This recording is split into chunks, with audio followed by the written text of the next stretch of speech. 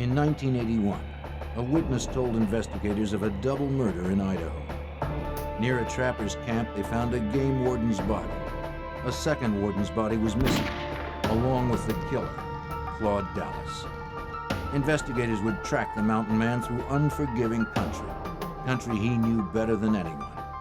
In an area known for anti-government sentiment, the FBI knew the manhunt would be difficult, but Dallas must be found.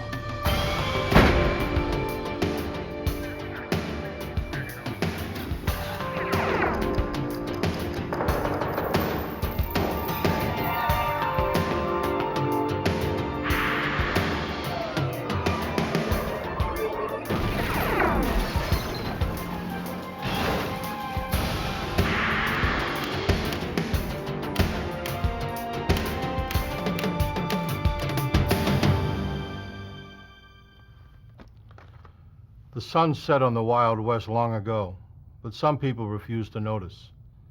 Claude Dallas was one of them. A wily trapper, distrustful of authority, Dallas typified the rugged individualism that forged this country. He went too far when he killed 2 game wardens in 1981. The law that he despised so much began to close in. But Dallas knew the land and could live off it as long as he needed to. Finding him wouldn't be easy. I'm Jim Kallstrom, former director of the FBI's New York office. A man like Dallas could hide almost anywhere. The severity of his crime demanded that we never stop looking. A modern-day posse formed to round up the maverick and deliver him to justice.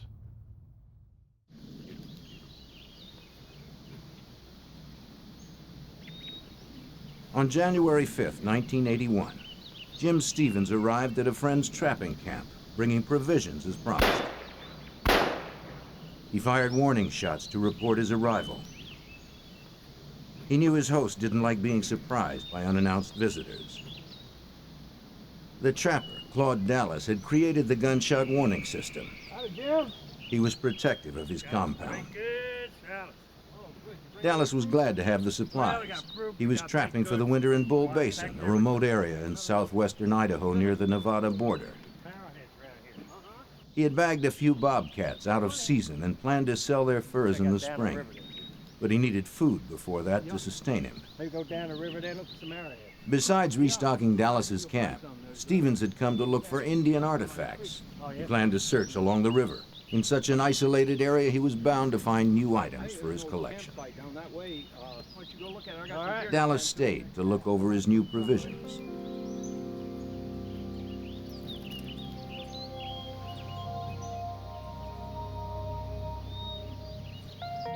Stevens was away for only a short time. Overhearing raised voices, Jim Stevens soon returned to the camp. He found his friend was not alone. Dallas was arguing with 2 game wardens, Bill Pogue and Conley Elms.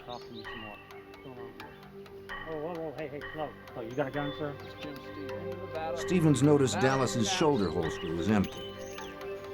Though the wardens rarely met with trouble, few woodsmen were happy to see them. They requested Stevens' gun, following standard field procedure. All right, talk to me again. Are you up here with him? Yeah. He's just bringing Pogue and Dallas argued about the bobcat skins hanging nearby. In Idaho, the season hadn't opened yet. Season started 2 weeks ago. I know where they came from. Nevada. Those aren't from Nevada. Dallas's temper rose as he fumbled for an excuse. Their argument intensified. Pogue mentioned a citation, further angering the trapper. Then Warden Elms entered Dallas's tent to look for more contraband. Dallas became furious, insisting they needed a search warrant. Sir, I said stop it. Warden Pogue turned his attention to the tent. Suddenly, Dallas was firing a gun.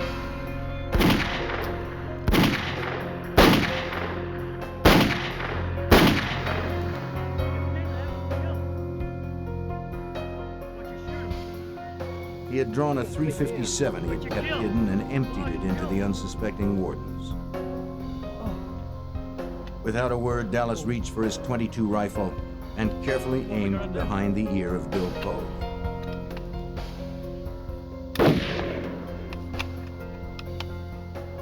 Conley Elms met the same fate. Jim Stevens was stunned. Dallas immediately claimed that Pogue had tried to draw his gun. Stevens had turned away just before the shooting began. He couldn't deny Dallas's Them or claim. me, you saw his hand on his gun. I swore last time I was arrested I'd never go in again. But did you have to kill him? But why would the warden have drawn? And why was Elms killed? Maybe his friend had gone crazy. You find something to cover him up with. Fearing for his life, Stevens decided it was best to cooperate. He complied with Dallas's orders. Using one of Dallas's mules, they hauled Bill Pogue's body up to the ridge where Stevens' Blazer was parked. They dumped the body into the truck and returned to the camp. Conley Elms' body was too heavy for the mule to carry up the hill to the truck. Dallas first suggested they quarter him and haul the pieces. In the end, they dragged him almost half a mile across the rocky ground to the river.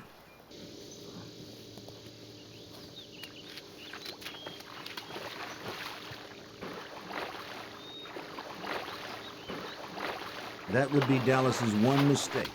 He didn't wake the body. As it floated downriver, it was sure to be seen.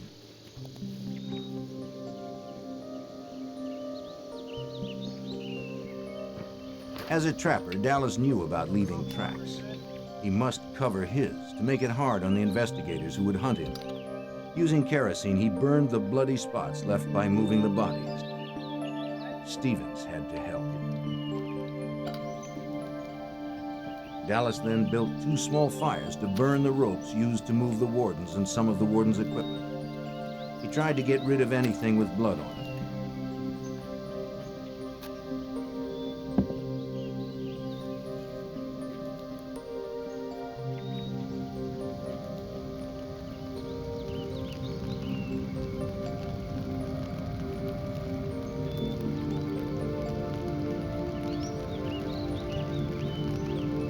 Dallas never expressed remorse for the killings.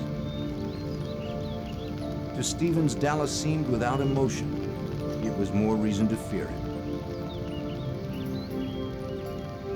Dallas had to get rid of Bill Pogue's body. He decided to go to a friend's house in Nevada for help. Stevens didn't want to cross Dallas, and it might give him a chance to get away from the killer. They would head for Paradise Hill, Nevada, 5 hours away.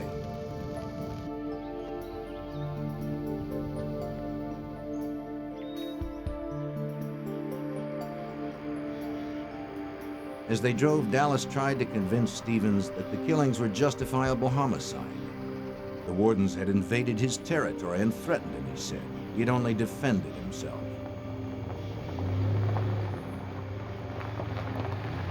Stevens couldn't understand how it was self-defense, but he didn't argue. There was no telling what Dallas might do to him. Near the end of their drive, Dallas apologized for involving Stevens. They arrived at the home of George and Liz Nielsen in Paradise Hill, Nevada, around 11 o'clock that night. The Nielsens ran a small tavern out of their house and were just closing for the night. George! George! George! George, it's Claude! Dallas told his old friend George he had just killed 2 fish and game officers. He needed Nielsen's help. With others around, Jim Stevens no longer feared for his life. But what he had seen and done still terrified him. Dallas told George and Liz Nielsen he had one body outside and that the other was in the river near his camp.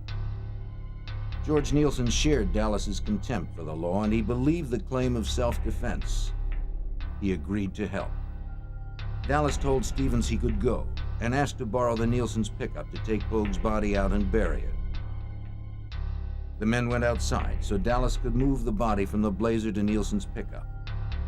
Wait a minute.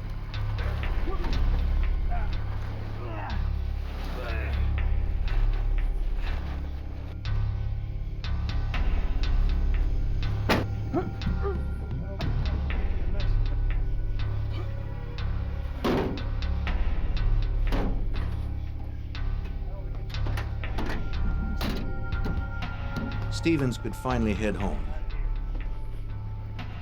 Dallas went off alone to get rid of the body.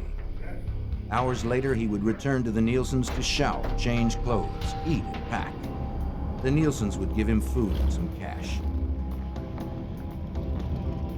Around 5:30 a.m., Nielsen would drop him off 15 miles away, where it is believed another friend picked him up. In any case, Claude Dallas had disappeared. A few hours later, Jim Stevens realized he had to go to the police. Liz. After talking with George, he visited Liz Nielsen at the local hospital where she worked. We gotta go. She agreed they should contact authorities. They were too involved not to. We gotta turn him in. They met with the county prosecutor. Stevens explained that he was there at the time of the shootings, but had his back turned when Dallas started firing. Exactly what you saw. We went down the river there. He didn't see if Pogue had drawn his gun, so Stevens couldn't verify or dispute Dallas's self-defense story. George and Liz Nielsen told how they had helped Dallas disappear, but they didn't know where he was. All anyone knew was that for some reason, Claude Dallas had snapped. He was unpredictable, armed, and out there somewhere.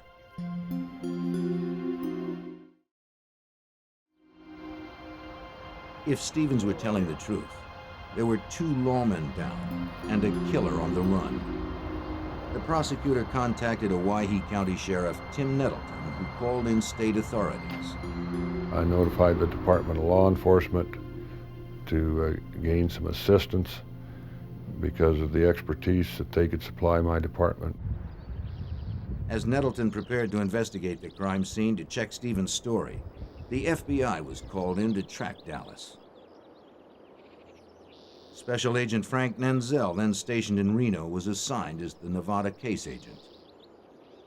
The FBI was called into the investigation of the murders of officers Pogue and Elms because it was believed that Dallas had, first of all, cold-bloodedly murdered these 2 officers, and secondly, that he had fled the state of Idaho to avoid prosecution. We have thick wooded areas, we have water, and we have some open terrain. Dallas knew the land and had a head start, but the FBI had to find him. Sheriff Tim Nettleton led the investigation of the crime scene where Claude Dallas had killed the 2 game wardens. He was accompanied by deputies and state forensics experts. An investigator riding in a news helicopter spotted a body in the river. He radioed to the team on the ground, and they located the body of Warden Conley Elms, caught on a submerged tree branch. At least 1 death was verified. Back in the camp, officers approached Dallas's tent with care, on the chance he was lying in wait for them. Clear. But only pelts and skins remained. With the area secured, Sheriff Nettleton and the forensics team could begin verifying the rest of Stevens' story. They couldn't rely solely on one witness's testimony. They needed hard evidence that placed Dallas at the scene and proved what happened beyond a reasonable doubt. Investigators videotaped and took photographs to preserve the placement of footprints and other evidence. They were most interested in collecting ballistic evidence. The examiners needed to retrieve the warden's guns and any spent bullets from them. The question was whether the wardens had fired or even drawn their guns. If they had, Dallas may be innocent of murder. Searchers found .357 and .22 caliber shell casings, which they hoped to be able to trace to determine who had fired them. Although evidence had been burned, much still remained. The scorched twigs might yield powerful clues. In the process, we found where the sagebrush had been piled on human blood, later identified as Bill Pogue's and Conley Elms' blood, and burned. We assumed to destroy the evidence. It was painstaking work, but their meticulousness was crucial. Even the tiniest traces of evidence would be useful to Idaho State Crime Lab examiner Rick Groff. There was a number of blood spots that were collected off of plants, off dirt, around a campfire, just in a number of locations. The one eyewitness, Jim Stevens, cooperated fully. His testimony would help the Idaho Department of Law Enforcement's Harry Capall reconstruct the killings. We took, the next day I believe it was, we took Stevens and went back down to the crime scene and had him walk us through, showing us where Elms was standing, where Pogue was standing, where he was standing, where Dallas was positioned, and we acted it out and photographed it.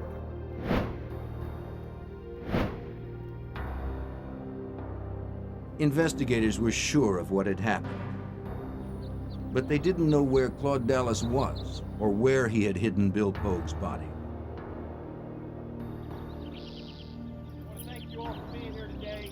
Local and state officers and civilian volunteers would look for the body. The news of the warden's murders galvanized the searchers. Most of them knew the two wardens and their families. Sheriff Gary Amon, then a dispatcher, was part of the search for the body. It was Dallas being a cold-blooded cop killer. It was scary searching, but there was anger there that you wanted to help the family find the body so they could bury their loved one.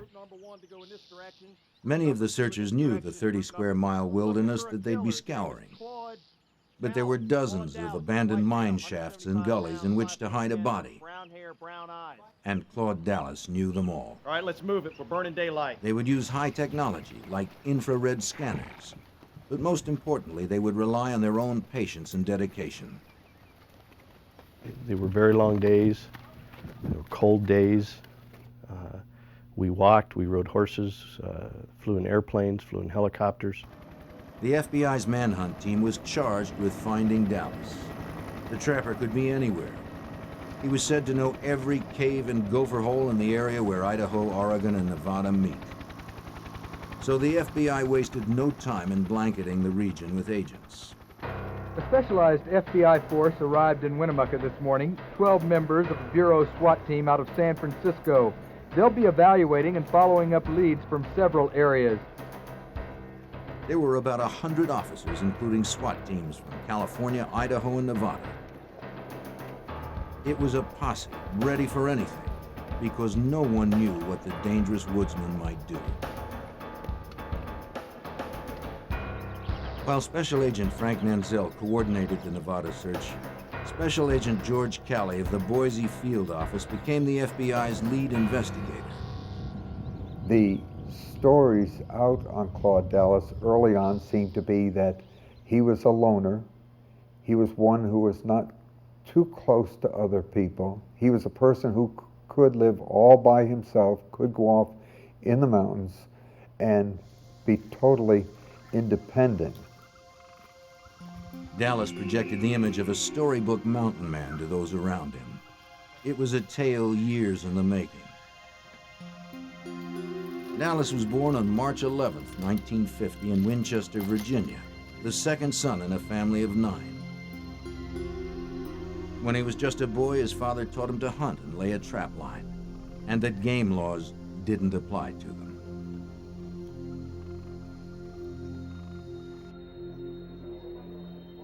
The FBI learned that Dallas's name was already in their files for a draft dodging charge more than 10 years earlier.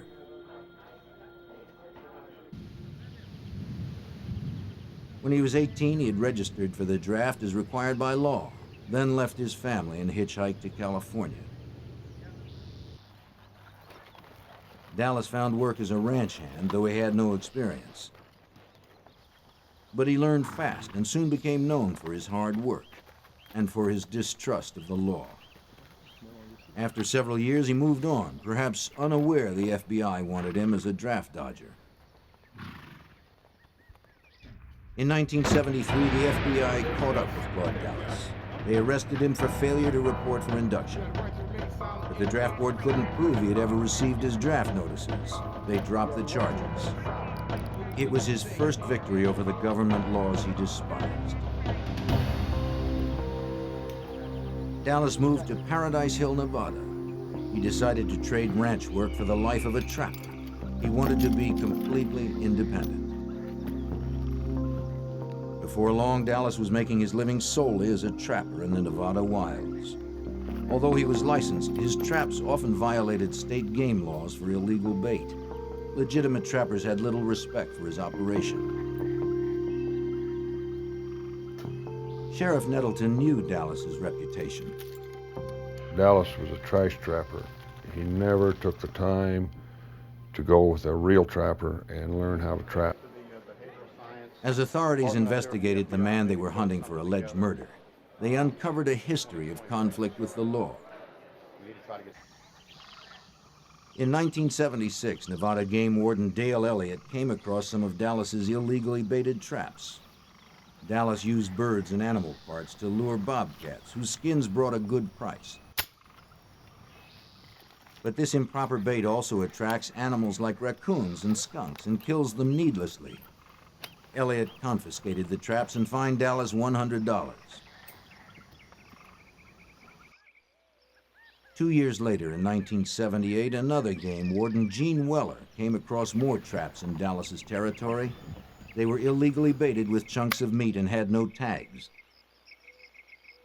Dallas couldn't be found, and since it was late, Weller decided to return the next day to look for him.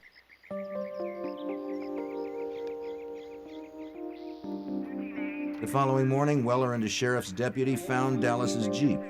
But again, Dallas couldn't be located. Inside the Jeep, they found two weapons, a rifle and a revolver. It was against Nevada law to keep a loaded rifle in a vehicle, so they confiscated it. They took the revolver, too. Two loaded weapons in a possibly abandoned vehicle presented a dangerous situation. Anyone wandering nearby could take the firearms. The officers left a note for Dallas explaining where the guns would be held. Name's Claude Dallas, here to get my guns. 3 days later, a disgruntled Claude Dallas arrived at the sheriff's office in Winnemucca, Nevada to claim his guns. They were now unloaded, and Dallas argued that the shells that had been inside were spent. The deputies couldn't produce evidence that the guns had held live rounds. The weapons were returned, and no fine was issued. It was another Dallas victory. Claude Dallas was a man who rejected the rules of society. But if his rules allowed for murder, the FBI had to bring him in.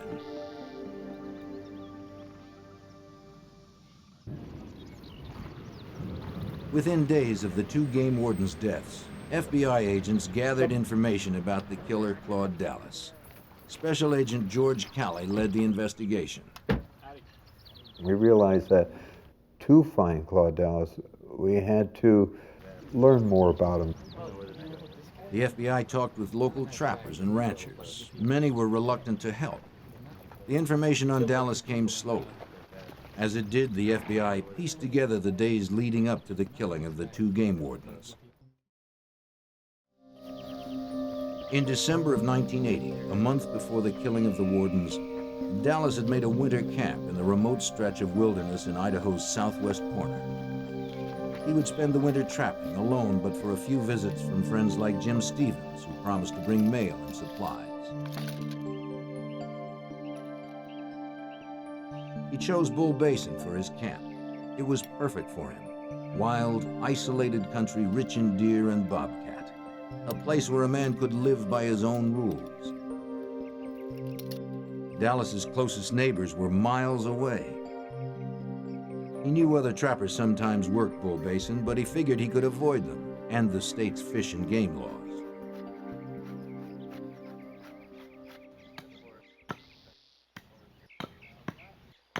But one day, his neighbor paid him a visit. Eddie Carlin owned the 45 Ranch, 12 miles away. He often trapped in Bull Basin, and he wanted to know who was working his territory. Carlin saw illegal bobcat furs in the camp. When he commented on them, Dallas said he didn't believe in man-made laws. Something about the trapper made Carlin uneasy. Well, I got a long line out here. I run 40 traps. He nervously eyed Dallas's .357, a more powerful weapon than a trapper needs. Any of these come off of the Carlin made it clear his family had trapped in Bull Basin for years.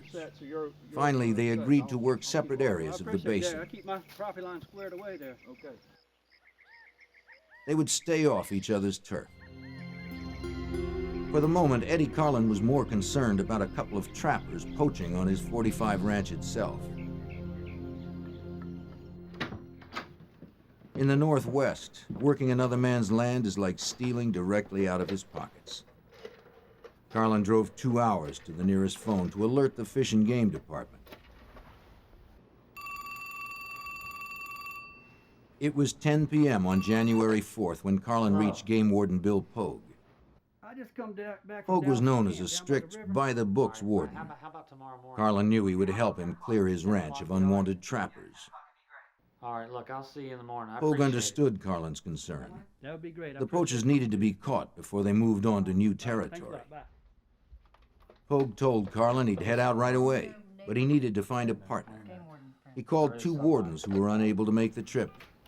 Finally, he reached Conley Elms.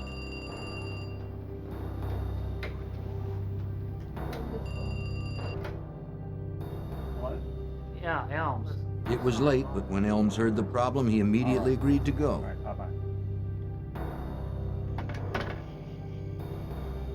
The wardens arrived at the Carlins' 45 ranch at 3 a.m. on January 5th. After a few hours' rest in sleeping bags outside, the men joined Eddie and Joanne Carlin for breakfast. Eddie described the poachers who were trapping on his land. The wardens considered how to approach them. Then Joanne added that there was another man named Claude Dallas trapping in Bull Basin. He was bagging game out of season. 2 other guys camping right on the edge of my ranch. Eddie told them to watch out for Dallas. The wardens said they'd cover each other. They left to confront the trappers on the 45 ranch first. Jim Stevens arrived in Dallas's camp at mid-morning, then went off to look for artifacts, leaving Dallas alone.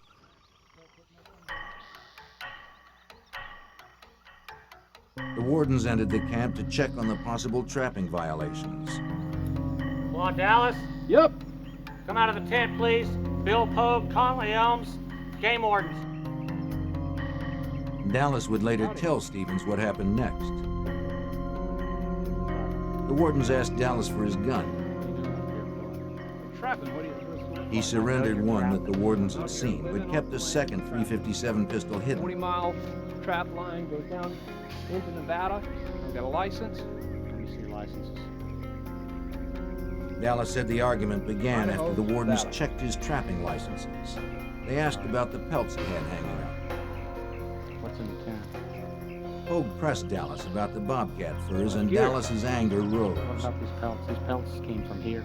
No, these are. Hey, sir. Whoa, hey, The tension quickly escalated, You got a warrant? He doesn't need a warrant. This Step is back. my home. Step back. and in an instant, Dallas's temper turned deadly.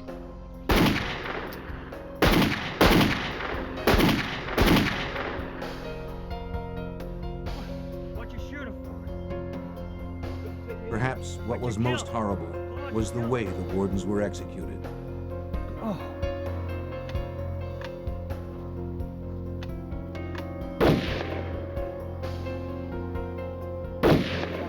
Sheriff Nettleton understood the implication of the shots to the head. That shot behind the ear was to finish him off, and is a common way of administering death by a trapper. Clearly, Dallas considered the wardens no more than animals stumbling into one of his traps. The cold, terrible nature of the crime didn't faze Dallas. Unshaken, he tried to cover his tracks, intimidating Jim Stevens into assisting him. Then he vanished.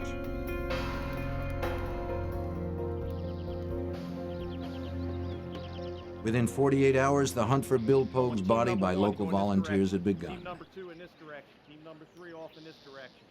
Elm's body had been found, and the story Jim Stevens recounted was proving to be true. The other warden was still missing.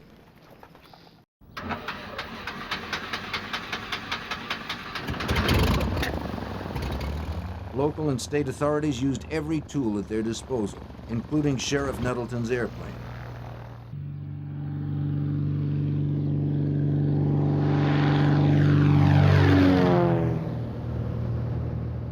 The aerial search allowed for initial sweeps of large areas to be conducted quickly.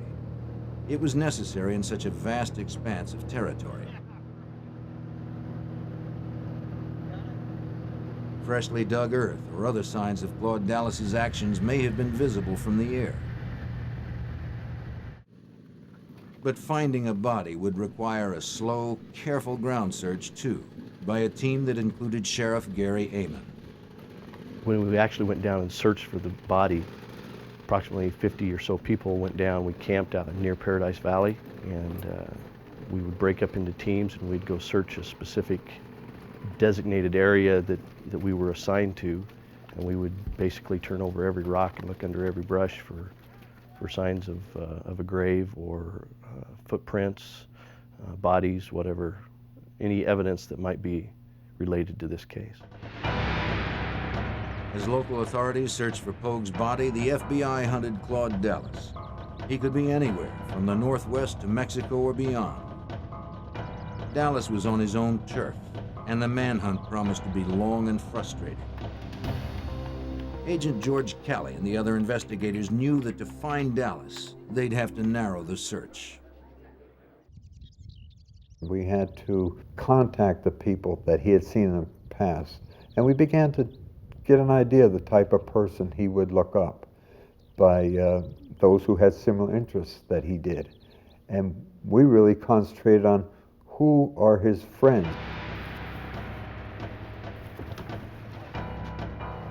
Investigators knew Dallas had friends in Paradise Hill, Nevada, so they focused there, checking homes, barns, and other buildings.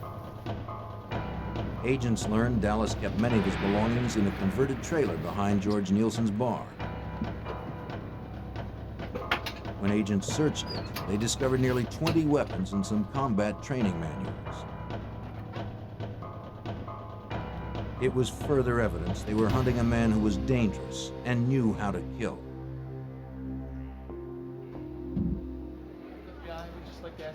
Inside Nielsen's bar, the FBI questioned everyone who knew Dallas.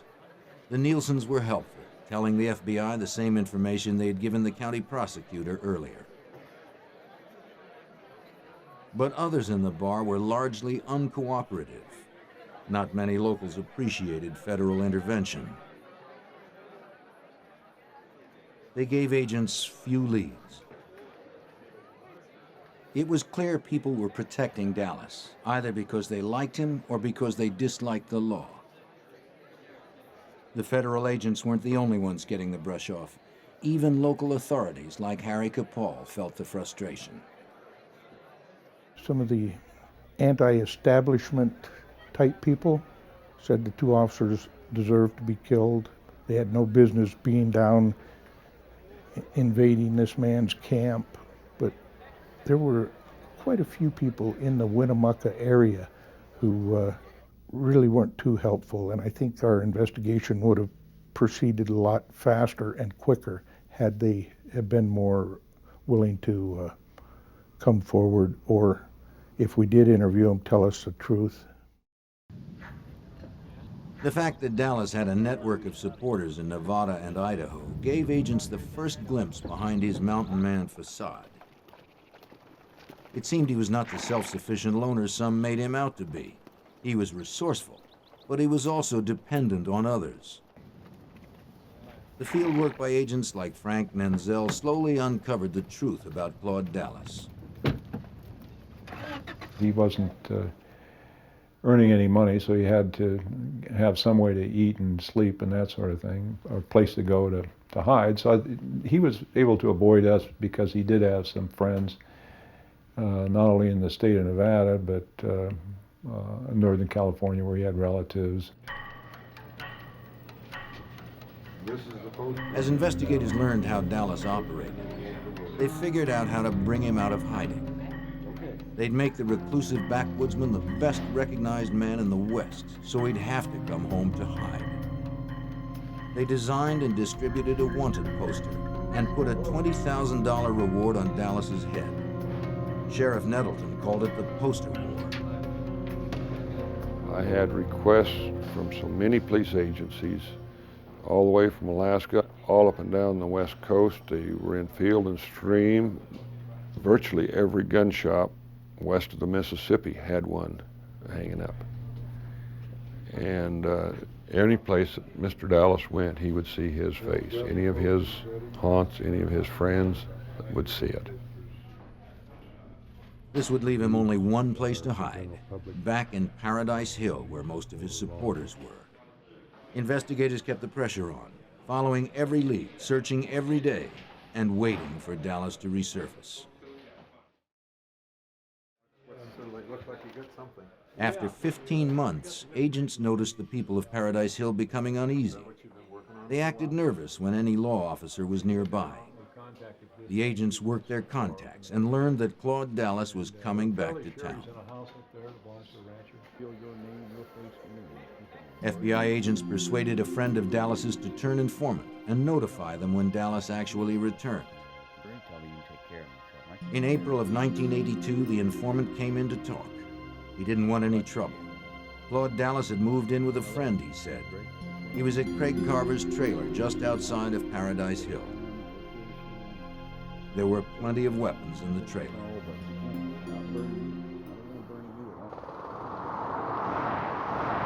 Within 12 hours, the arrest team had assembled and was ready to raid Carver's trailer. They had to act fast. There was no room for error. On Sunday, April 18, 1982, the FBI made their move on Claude Dallas. They descended upon his quiet, remote hiding spot. With air and ground support, the SWAT team quickly positioned themselves for the raid. They knew Dallas was an expert marksman and that he would be heavily armed. Special Agent George Callett was at the raid. And I well recall the announcement that this is the FBI, and Claude Dallas come out, words to this effect. And he did, he came out. But not the way they expected. Dallas dived through the window of the trailer and went to a truck. Agents were momentarily helpless to stop him. The arrest team mobilized and the chase was on. The FBI had spent more than a year tracking the cop killer. They could not let him get away.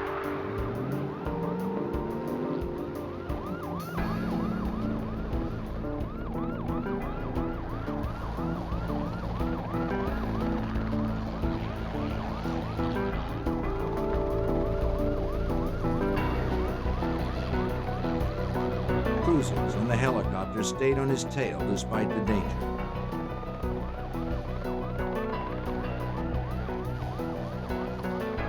Dallas was shooting from his truck as he sped along. Agents and officers returned fire as they chased him.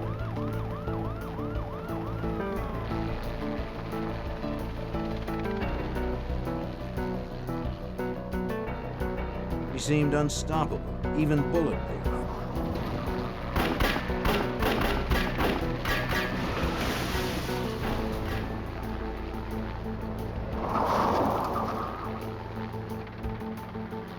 But then his luck ran out. His truck stopped dead. The shooting stopped too. Dallas had been shot. He slipped out of his truck and crawled away. Men on the ground couldn't see him through the tall brush, but from the air, Nenzel had a bird's-eye view.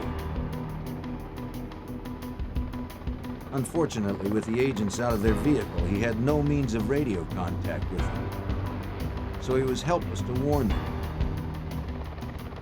When I saw that agent walking toward Dallas, this agent was a very highly trained special agent SWAT team leader named Dave Gillen out of Las Vegas. I didn't think he saw Dallas, and I thought there could be, I thought Dallas could have killed him right there. And it really scared me badly. But as the agents approached, to everyone's surprise, Dallas lifted his arms and gave up.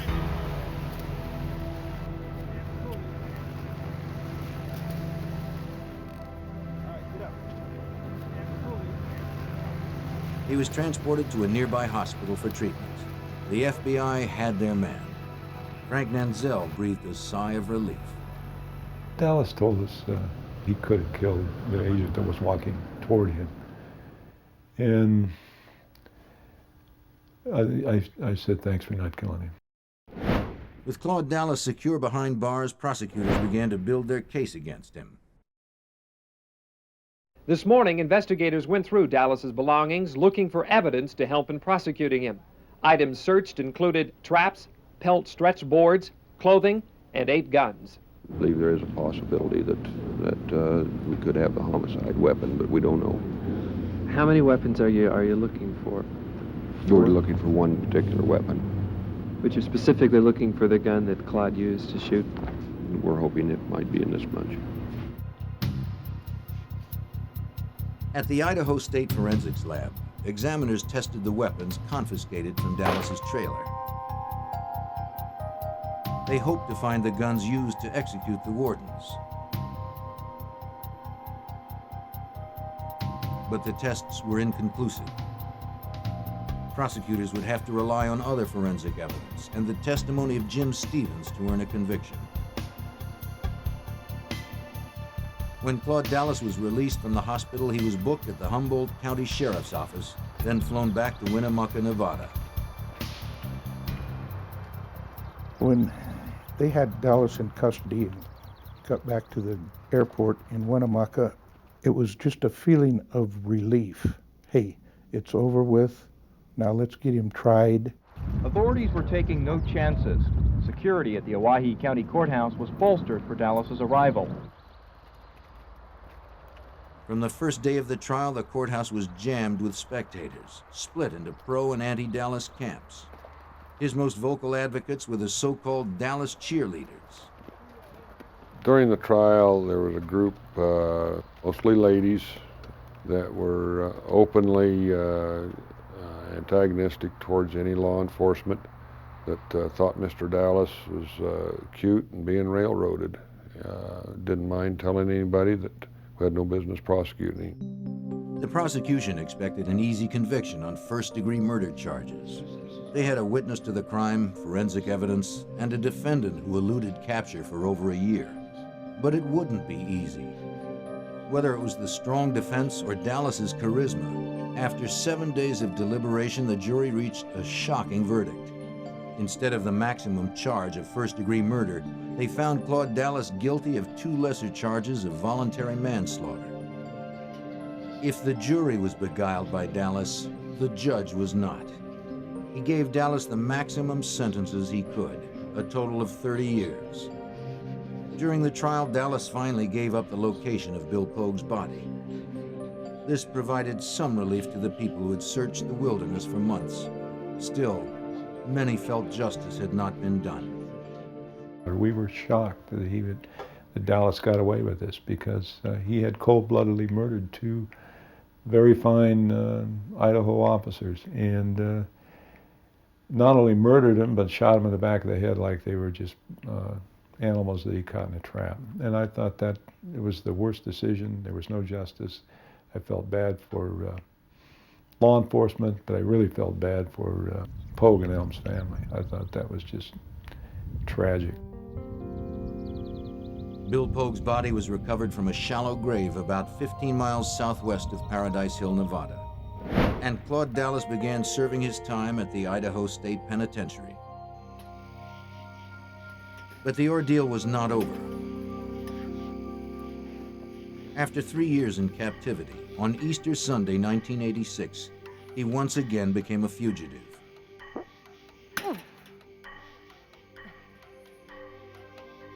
Agents believed a woman from Reno who had befriended him brought him wire cutters on a visit. He used them to cut through the prison fence. It seems she also provided the getaway car. Dallas was now an escaped killer, and the manhunt team responded with full force. The FBI placed him on their list of 10 most wanted fugitives at the request of Special Agent George Calley. We knew could be difficulty in finding him, that should get him on the top 10. Knew that getting this publicity, not only nationwide but worldwide, and our wanted flyers that go out. Special Agent Nenzel welcomed the top 10 listing. You have the backing of the entire FBI, more so than you would in just a regular case. I mean, we have all the equipment, helicopters, planes, technical advice, laboratory, SWAT teams, people that are able to do all kinds of things will help you on a solid lead on an FBI top 10 fugitive case. The media also turned more attention to the case, generating more leads. The search was off to a strong start. Hopes were high when agents quickly located the car allegedly used in the escape. Forensics examiners processed it for prints. It may lead them to the escapee. But he had left no trace of himself. A few months after Dallas's escape, agents had a hot tip on his whereabouts. He was hiding in the small mining town of Eureka, Nevada. Under cover of darkness, Vegas and Reno SWAT teams arrived for the raid.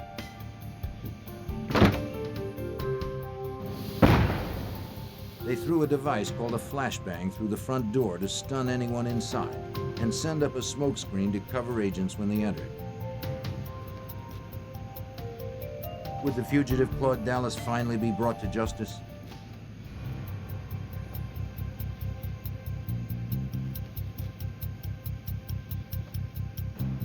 SWAT team members searched the house for Claude Dallas, but he had slipped away again.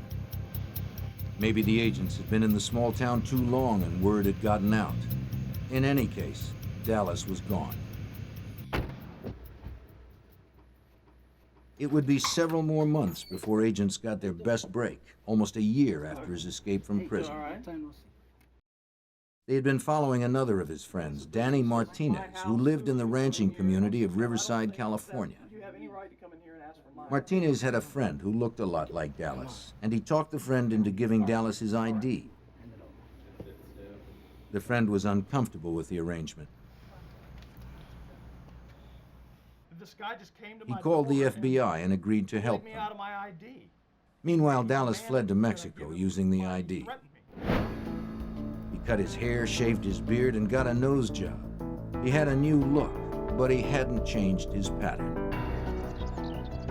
As before, he returned to where his friends were, as agents predicted.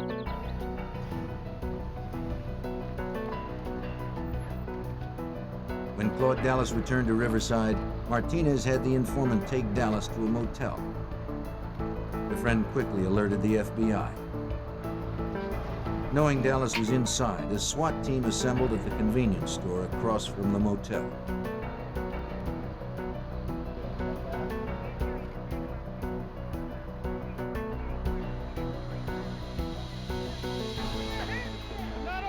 He was surrounded and he was unarmed, so he could not fight back this time.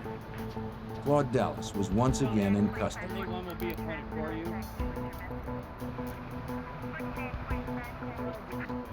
He was transported back to Idaho to stand trial. The charge was escaping from a state penitentiary. It seemed certain he would be found guilty. But again, he worked his magic on the witness stand. He claimed prison officials had concocted an elaborate scheme to kill him because they saw him as a cop killer. Amazingly, the jury bought his story, baffling agents like Frank Nenzel. Dallas was acquitted from escape, which totally astounded every FBI agent I ever knew that worked on this case, or any agent that ever heard about this case. It just was beyond belief that Dallas could escape from prison and then go to trial for that and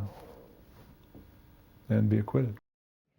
Claude Dallas, who admitted killing 2 law officers, seemed somehow charmed when it came to prosecution. But this time, he got off of his draft dodging. He got off of shooting 2 officers. Now he gets off of escape because the authorities are mean to this poor little boy. That's been his defense every time. But Dallas was defeated. He lost the year reduction in his sentence he had earned for good behavior, and he was returned to prison to serve the remaining 27 years of his term. Sheriff Gary Amon saw through Dallas's false image. Claude Dallas to me was a wannabe cowboy loner that wasn't near as tough as he thought he was. Harry Capall agrees. I don't think ever earned the right to be called a mountain man or a trapper. He was nothing more than a thief and a murderer. Following the game wardens' deaths, their widows initiated the construction of a memorial to Idaho's fallen officers. The monument stands as a testimonial to the true heroes of the West, those men and women sworn to uphold and protect the law.